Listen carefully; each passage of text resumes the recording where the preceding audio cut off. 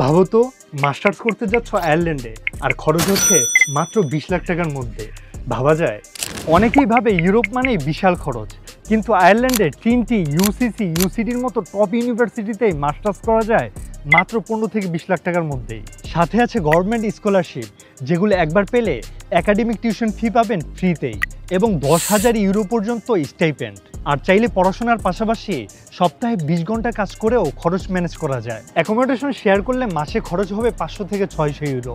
আর ট্রান্সপোর্টের জন্য student card ব্যবহার করো। আর খাবারের জন্য সবচেয়ে সাশ্রয়ী উপায় হচ্ছে নিজের বাসাতেই রান্না করে খাওয়া।